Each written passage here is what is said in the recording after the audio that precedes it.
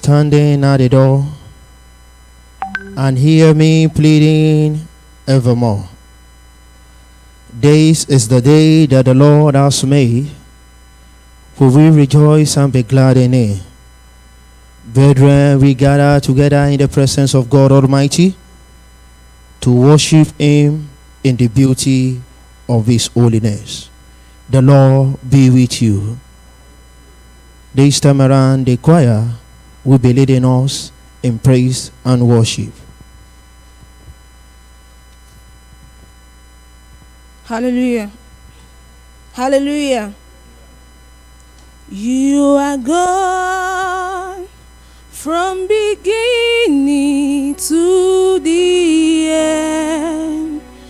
There is no place for arguments. You are God all by yourself. You are God. You are God from beginning to the end. There's no place for argument. You are God all by yourself. You are God from beginning to the end. There's no place for argument. You are God all by yourself. You are God. You are God from beginning to the end. There's no place for argument. You are God all by yourself. Agege, Olúwa, ẹ ṣeun o. Agege,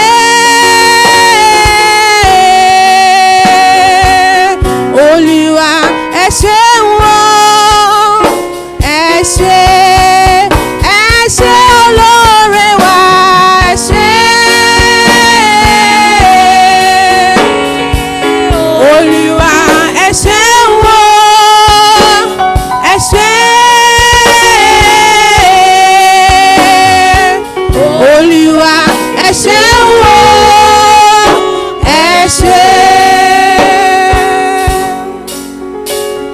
Ẹ ṣé àwímáyẹ̀wò.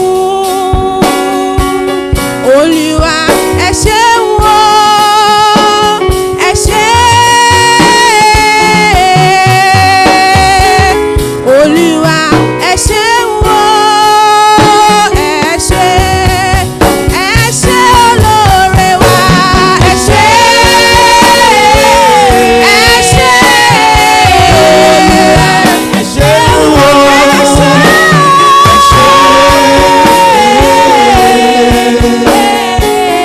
Olúwa, ẹ ṣeun o.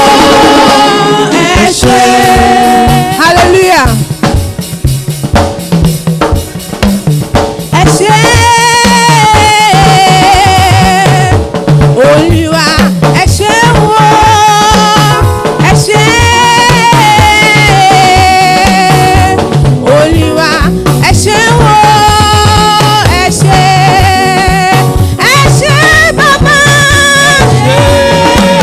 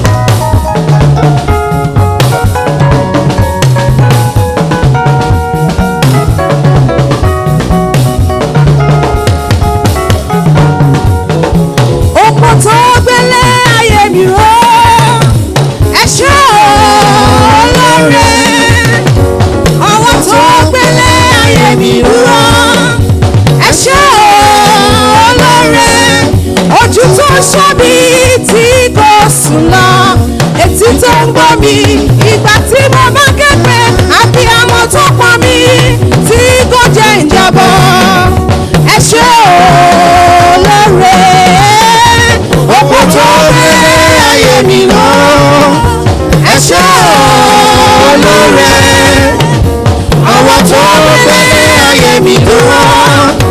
Ẹ ṣé olóore, ojú tó ṣọ́ mi tí mo sùn lọ, etí tó ń gbọ́ mi ìgbà tí mo bá képe, abiyamọ tó pọ́n mi tí kò jẹ́ ìjábọ̀.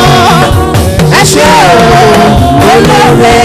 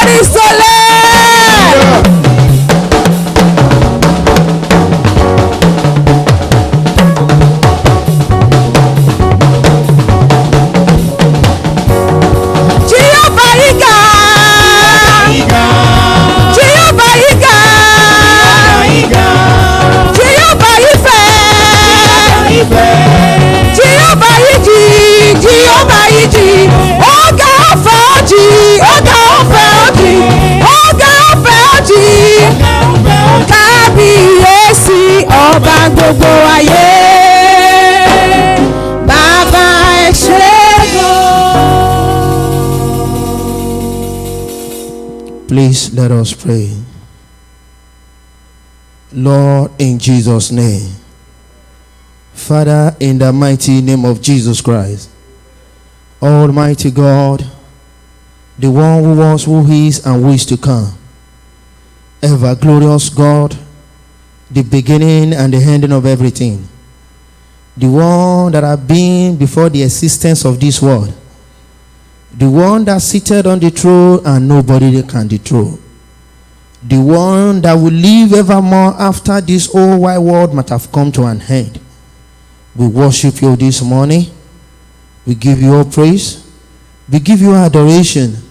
We thank you, O Lord, for your faithfulness. We thank you, O Lord, for your loving kindness. We thank you, O Lord, even for your protection. We thank you, O Lord, for your sustenance. Lord, accept our thanks in the mighty name of Jesus Christ, King of the whole universe. Here we are acknowledging ourselves as sinners. We know that in many aspects of our lives we've cut short your glory. We've sinned against you in thought, word, and deed. And we strongly believe that you are merciful God. Lord, in your infinite mercy, we plead, O Lord, that you look unto us from the throne of mercy this morning and forgive us all our iniquity in the mighty name of Jesus Christ. As David said in his word, say, create in me a new heart and renew the contrite spirit within me. Cast me not away from thy presence. Lord, we ask you this morning, that you revoke your spirit in us, that you awake your spirit in us, so that we can worship you wholeheartedly, even in the beauty of your holiness this morning. Father, rekindle your spirit in us in the mighty name of Jesus Christ. We don't want to do anything with the knowledge of book. We don't want to depend on our intellectual, but we want the Spirit of the living God to lead us this morning. In this service, oh Lord, descend your Spirit in the mighty name of Jesus Christ. Of every person that we be beneficial of today's blessing, oh Lord, we pray, oh Lord, as we will be worshiping you, Lord, today's blessing will not elude us in Jesus' name. In this service, oh Lord, reveal yourself in the way that we have never conceived you before. Lord, receive yourself today in the mighty name of Jesus Christ. In this service, oh Lord, let there be deliverance. In this service, oh Lord, let there be word of peace. In this service, oh Lord, let there be word of hope. In this service, oh Lord, let there be word of freedom. Thank you, oh Lord, because you've answered us. For we prayed in Jesus' name. Amen. The Lord's Prayer. Our Father, who art in heaven, hallowed be thy name. Thy kingdom come, thy will be done on earth as it is in heaven. Give us this day our daily bread, and forgive us our trespasses, as we forgive those who trespass against us. And lead us not into temptation, but deliver us from all evil. For thy is the kingdom, the power, and the glory, forever are yours. Amen. Praise the Lord. Praise the mighty Jesus. We continue as we sing hymn 457 in Yoruba, 624 in English. 457 in Yoruba, 624 in English.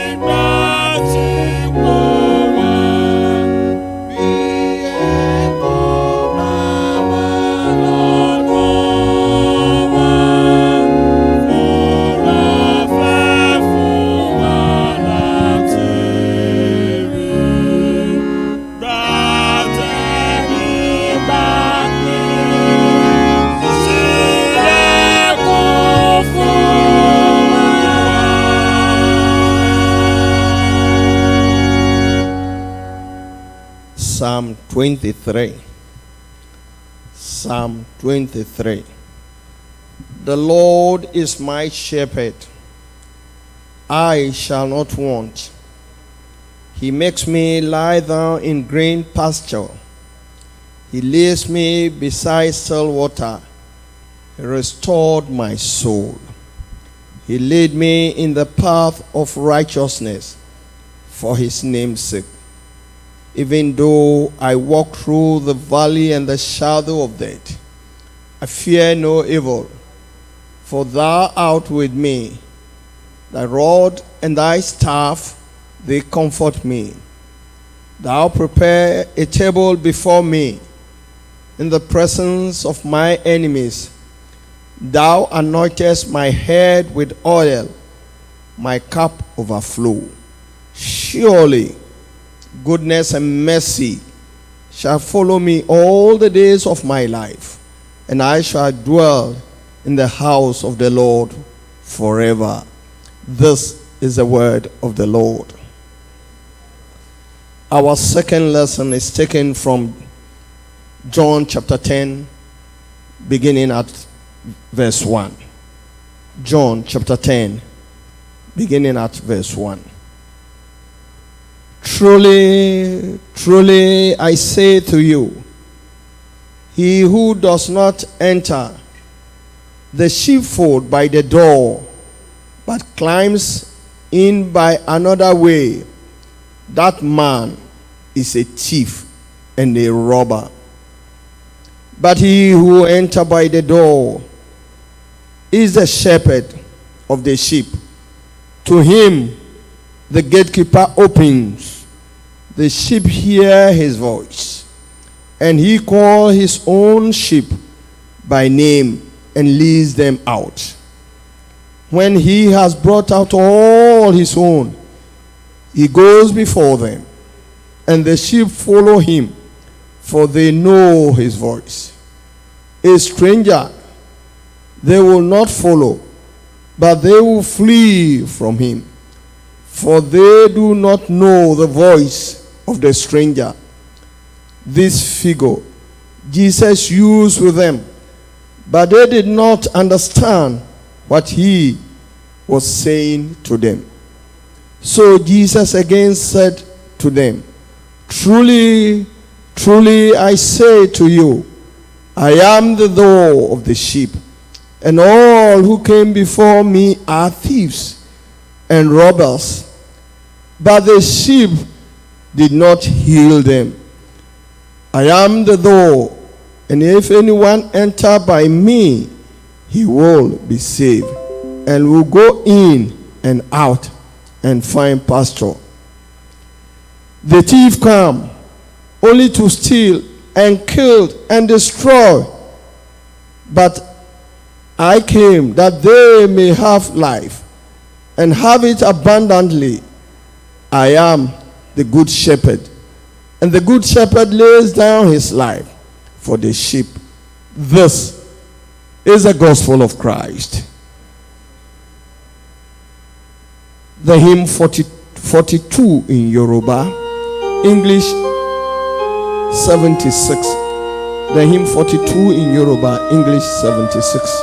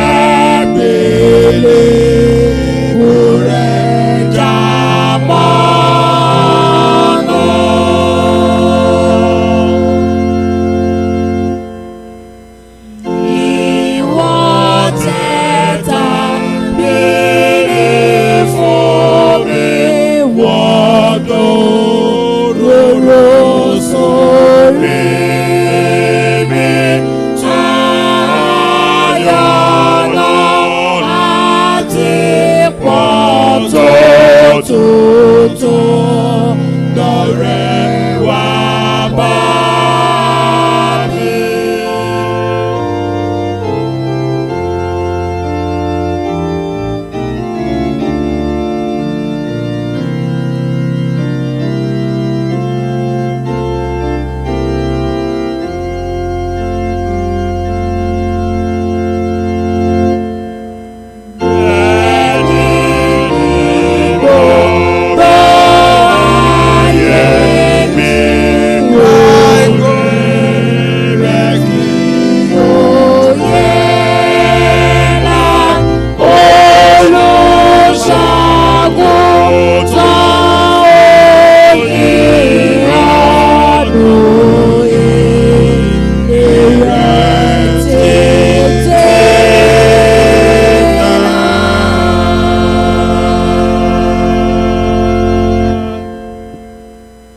Let us pray.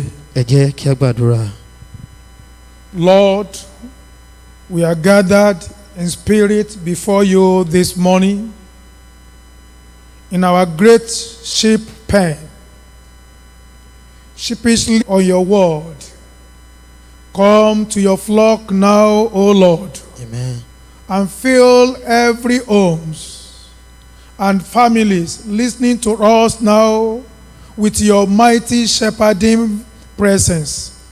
Lead us into the ways of life and truth. Amen. Guide us along the paths you wish us to take. Amen. In the name of God the Father, Amen. God the Son, Amen. and God the Holy Spirit. Amen. Amen. To God be the glory.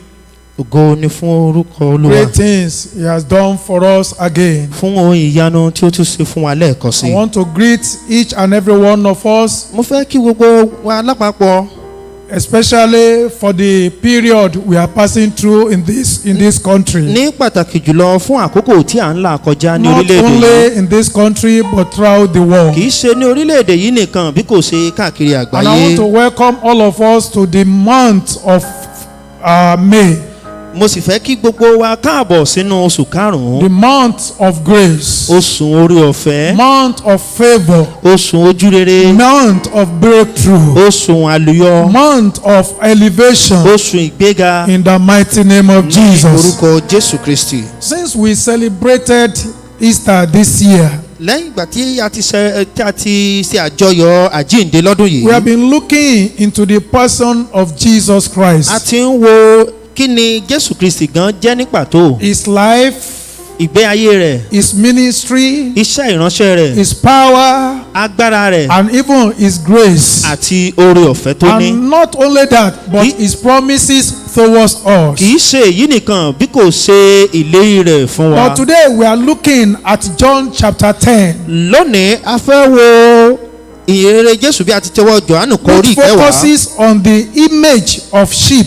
èyí tí ó sọ ní pàtó ohun tí àgùntàn jẹ́, Sheepfold ohun tí agbo àgùntàn jẹ́ and shepherd. àti olùṣọ́ wọn. Included in this text is one of the most striking features of John's gospel. Ní ohun tí a kà níbi tí à ń sọ yìí, ó jẹ́ ohun kan pàtó tí a rí àkọsílẹ̀ rẹ̀ kọ nípa ti Jòhánù. The presence of what are known as I am sayings of Jesus. Ní pàtó ohun tí a mọ̀ ní ọ̀rọ̀ Jésù Kristi, èmi ni rẹ̀. In John's gospel, Nínú ìyìnrere ti Jòhánù, Jesus defines himself with such famous statements Jésù Kristi ó máa ń fi ara rẹ̀ hàn pẹ̀lú ọ̀rọ̀ àkọsọ yìí, as I am the bread of life. wípé èmi ni oúnjẹ ìyè, I am the light of the world. èmi ni ìmọ́lẹ̀ ayé, I am the resurrection and the life. èmi ni àjíǹde àti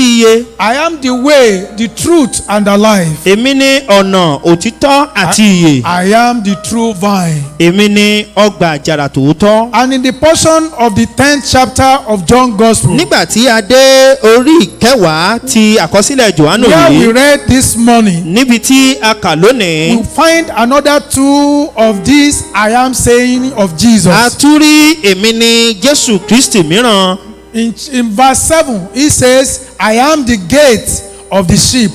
ó ní ẹsẹ̀ ìkeje ó ní èmi ni ẹnu ọ̀nà fún àwọn àgùntàn. I am the gate, the door of the sheep. èmi ni ilẹ̀kùn àwọn àgùntàn. And in verse 11, he says, I am the good shepherd. nígbà tí a dé ẹsẹ̀ ìkọkànlá ó ní èmi ni olùṣọ́ àgùntàn rere. The truth that cluster around the image of the shepherd and the sheep are found throughout the Bible. ohun tí ó jẹ́ àjọṣepọ̀ àwọn agbo àgùntàn àti olùṣọ́ àgùntàn ó jẹ́ ohun tí a fi ìdí rẹ̀ múlẹ̀ nínú bíbélì. God uses these images for himself.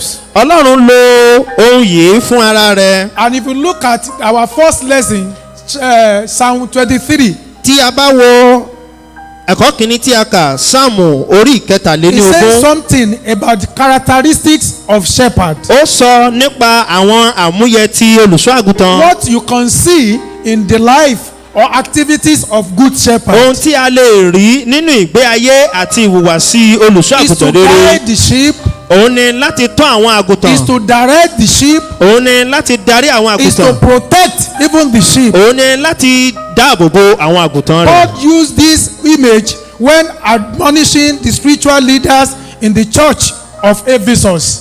Pọ́ọ̀lù àpọ́stélì lo ọ̀rọ̀ yìí nígbà tí ó ń bá àwọn adarí ẹ̀sìn sọ̀rọ̀ ní Éfésù. That as church leaders, they need to take good care of the sheep under them. Gẹ́gẹ́ bí adarí ìjọ wọ́n nílò láti ṣe àbójútó àwọn àgùntàn tí a kó sí It abẹ́ means wọn. the title pastor literally means shepherd. Ìyẹn ni wípé olùṣọ́ àgùntàn ohun tí ó túmọ̀ sí náà ni dídarí àwọn àgùntàn. The symbols that Jesus used help us to understand who he is and what he used to do. Tàbí what he's going to do for us. Ohun tí Jésù Kristì sọ níbí ó fi hàn wá ohun tí Jésù Kristì jẹ́, ohun tí ó lè ṣe àti èrò rere tí ó ní fún wa. But as much as we may treasure this image of Jesus, ṣùgbọ́n bó tilẹ̀ wù kó rí kí a pọ́n bí Jésù Kristì yìí ṣe rí tó as our shepherd, gẹ́gẹ́ bí olùṣọ́ àgùntàn wa. the downside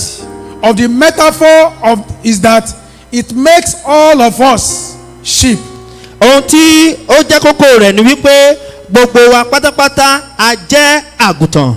And if we accept Jesus as our shepherd, then God's covenant of abundant life will surely come to fulfillment in our life. tí a bá sì wá gba Jésù Kristì gẹ́gẹ́ bí olùṣọ́ àgùntàn wa, ìyẹn ni wípé ìlérí Ọlọ́run láti fún wa ní ìrètí ìkẹyìn dídára àti ẹ̀mí gígùn yóò wá sí ìmúṣẹ lórí ayé wa. From the beginning of time, scripture shows us that God wanted us to be happy and prosperous. láti ìbẹ̀rẹ̀ àti ìpilẹ̀kọ ti Bíbélì wá ní ọ̀rọ̀ Ọlọ́run ti fi yé wa wípé Ọlọ́run fúnra rẹ̀ ó fẹ́ kí inú wa máa dùn ká sì máa ṣe àṣeyọrí. In Genesis, we are told that God made everything and declared it to be good. nínú ìwé Genesis a fi yé wa wípé Ọlọ́run ṣe ohun gbogbo tán ó sì sọ wípé dáradára ni wọ́n. God's plan from the beginning was for man to be enriched and to a prosperous, abundant life. ètò Ọlọ́run fún ìran ènìyàn náà ni wípé kí wọ́n máa jádùn kí wọ́n sì máa ṣe rere ní ilẹ̀ Here alààyè. Jesus declared intention of recover and restore to man what was the Father's intent, and he break and block the devil's intent to hinder our receiving it. níbi tí a kà yìí Jésù Kristì ń fi yé wa láti mú ètò Ọlọ́run wá sí ìmúṣẹ lórí ayé wa àti láti lè ṣe adínàgbò òkú sí ètò tí Sátánì lè ní láti bà ti Ọlọ́run jẹ́ lórí ayé One wa. of the devil's plan is this what we are passing through in the world today. lára ètò tí Sátánì ní fún ìran ènìyàn òun ni ohun tí à ń là kọjá ní àgbáyé lóde òní. Jesus Christ is the Prince of Peace, but in the world today, no peace. Jésù Kristì jẹ́ àlùfáà fún àlàáfíà ṣùgbọ́n ní ayé lóde òní kò sí àlàáfíà mọ́ o. Jesus is the life, the resurrection and the life, but today no good health in the whole world. Jésù Kristì jẹ́ àjíǹde ó sì jẹ́ ìyè ṣùgbọ́n nínú ayé lónìí kò mà sí àlàáfíà. No rest of mind. kò sí ìfọkànbalẹ̀. No solution anywhere. kò tiẹ̀ sí àbáyọrí níbi Except kan. God, I don't know who else can save us. láì ṣe pé Ọlọ́run ni o èmi ò tún mọ̀ ẹni náà tó tún lè gbà wá. My dear people of God, ará nínú Olúwa, today lónìí we live in a dark and dangerous world. à ń gbé ayé tó ṣókùnkùn tó sì kún fún onírúurú In ibi. John chapter 10, Jesus speaks of robbers, thieves, and wolves. nínú ibi tí a kà ní orí kẹwàá Jésù Kristi sọ nípa olè, ó sọ nípa ìkookò àti àwọn adigunjalè. Those are the spirits that are around the world that they want to debar us from receiving God's blessing. àwọn ẹ̀mí rèé tó wà nínú ayé tó sì fẹ́ máa dínà wa láti lè gba ìbùkún Ọlọ́run. In modern and present day, we can add terrorism, abductor, COVID-19 for the list of these dangers. nínú àwọn ohun tí Sátánì ní ní ètò búburú fún ìran ènìyàn, a lè ka ìjọmọgbé, jíjìgúnjalè àti àìsàn tó gba àgbáyé kan yìí gẹ́gẹ́ bí ètò Sátánì fún ìran wa. Did you ever dream that America will have a daily terrorism and mass burial that causes by COVID-19?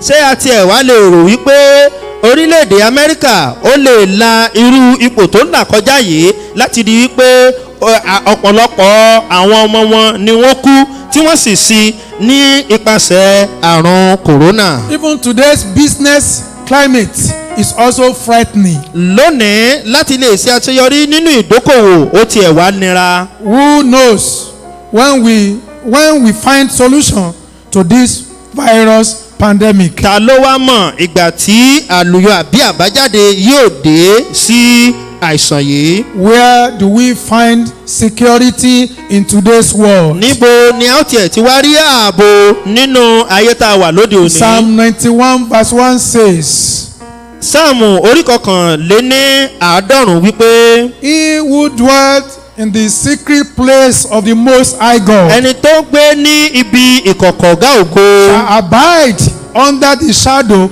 of the Almighty God. òun ni yóò máa gbé abẹ́ òjìji Olódùmarè. As our good shepherds, gẹ́gẹ́ bí olùṣọ́ àgùntàn rere wa. calling all of us to come near him, ó ń pe ẹnìkọ̀ọ̀kan wa láti wá sí ọ̀dọ̀ rẹ̀. to come under his protection. láti wá sí abẹ́ ààbò rẹ̀. Nowhere to run to again. kò sí ibòmíràn tí a lè sá lọ. Even developed country can only give us money, no solution yet. àwọn orílẹ̀-èdè tó ti làmìlaka ohun tí wọ́n lè fi ránṣẹ́ sí wa náà ní owó, kò tí ì sí ọ̀nà But àbáyọ. in John 10, we are told that a shepherd is watching over us every day. ṣùgbọ́n nínú ìwé Jòhánù orí ìkẹwàá ni a sọ fún wa wípé olùṣọ́ àgùntàn wa ó ń ṣọ́ wa lójoojúmọ́ To guide us, láti darí wa, to heal us, láti wò wá sàn, to protect us, láti dáàbò bò wá even to restore us, àti láti dá wa padà, to meet us at the point of our needs, láti bá wa pàdé ní ọ̀gangan to àìní wa, anoint us for another journey before us, láti fi ìfàmì òróyàn wá fún ìrìn àjò tó wà to show níwájú, us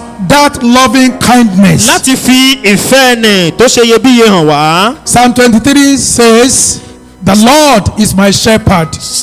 Sáàmù orí ìkẹtàléníogún sọ wípé Olúwa ni olùṣọ́ àgùntàn If mi. you can confess that the Lord is your shepherd, tó o bá lè sọ wípé lótìtọ́ Olúwa ni olùṣọ́ àgùntàn rẹ, you will lack nothing. kò sí ohun náà tó pàdánù wọn. No evil will befall you. ohun búburú kan kò sì ní ṣubú lù ọ́. Because Jesus has passed through all these things. nítorí pé Jésù Kristi ti la àwọn In ohun yìí order to kọjá know how to help you, láti lè mọ ọ̀nà tí yóò gbà ràn wá lọ́wọ́. to help the world in this present láti mọ bí yóò ṣe fearful ran something. orílẹ̀-èdè àgbáyé lọ́wọ́ ní irú àkókò tí à ń là kọjá yìí.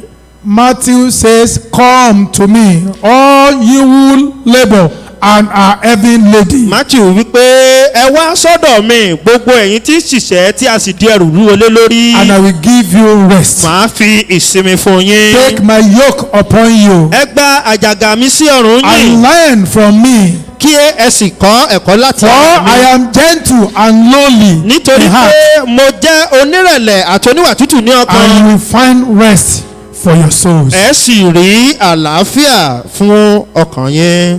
I want to assure you this morning mo sì fẹ́ fi dá wa lójú ní òwúrọ̀ yìí that the present position of yours, wípé ipò náà tí o wà yìí the unseen friend is beside you ọ̀rẹ́ àìrí ó wà lẹ́gbẹ̀ẹ́ and rẹ is ready to help you to save you and to protect you. ó sì wà lẹ́gbẹ̀ẹ́ rẹ ó ṣetán láti ràn ọ́ lọ́wọ́ láti mú ọ là àti láti dáàbò bò I ọ́. prophesy that the protection of God will never leave you in the mighty name of sì ń Jesus. sọ gẹ́gẹ́ bí ìríjú Olódùmarè yìí pé ààbò Olúwa kò ní fi ọ́ sílẹ̀. In this month of May, nínú oṣù karùn-ún yìí you will have reason to give testimony. wàá ní ìdí pàtàkì láti yin Olúwa. Your people around you will celebrate you. àwọn ènìyàn rẹ yíká rẹ wọn ó kójọ láti bá ọ yọ In the name of God the Father, ní orúkọ ti bàbá God the Son, àti ní ti ọmọ and God the Holy Spirit. àti ní ti ẹ̀mí mímọ́. Amen. Amen.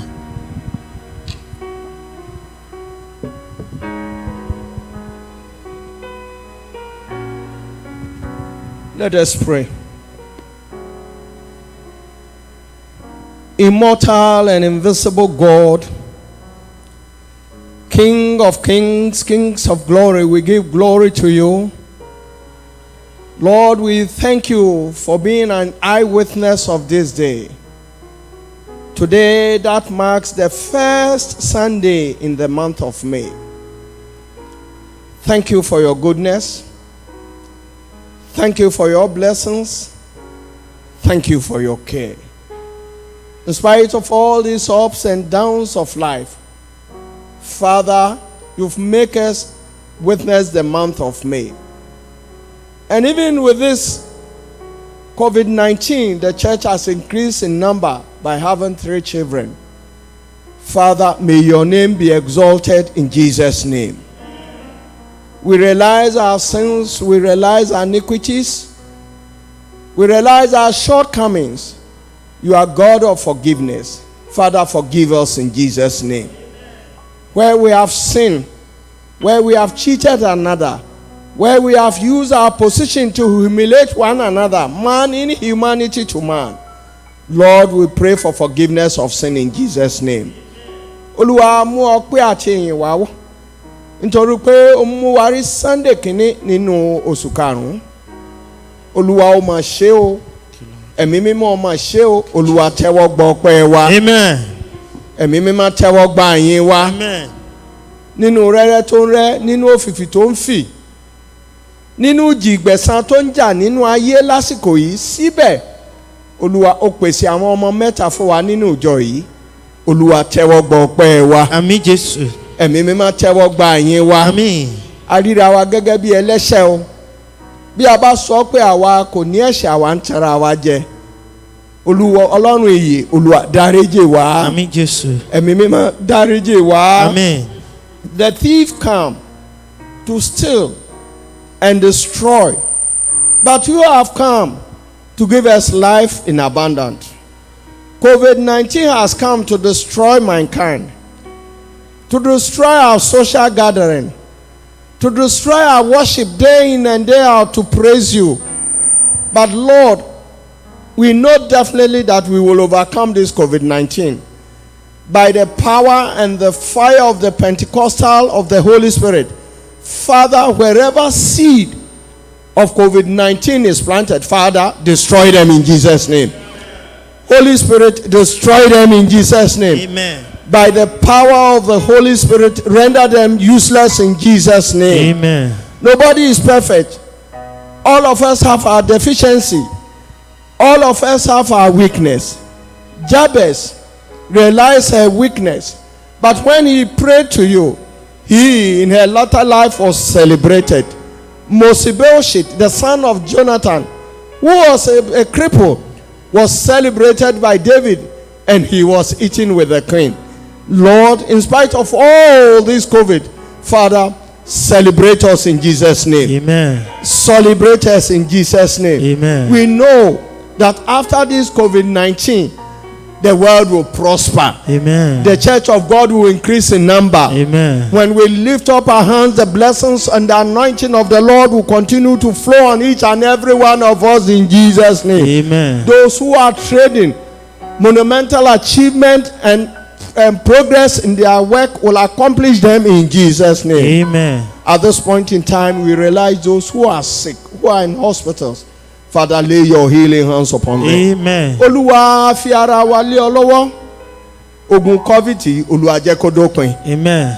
Ẹ̀mí mímọ́ jẹ́ kó dópin. Amen. Ìjọ rẹ jókòó túbọ̀ máa tẹ̀síwájú. Amen. Gbogbo àwọn tí wọ́n ń ṣòwò Olúwa dákun o Olúwa ìwọ lọ́ba tí dára tẹ́nìkan ò lè dá Olúwa wá dára rere fún wa. Amen. Olúwa wá dára rere fún wa. Amen. With this partial lockdown which will start on Monday, I commit all Christians into the hands of the Lord.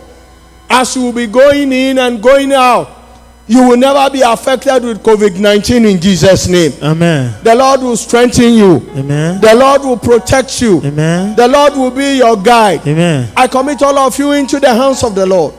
All Methodist members who are watching us, it will be well with you. Amen. You will prosper. Amen. You will move from glory to glory. Amen. You will move from strength to strength. Amen. And the Shekinah glory of the Lord will tabernacle over each and Amen. everyone. Thank you, wonderful Jesus. Thank you, Lord. In Jesus' name we pray. Amen. Amen. Amen. In Jesus' name.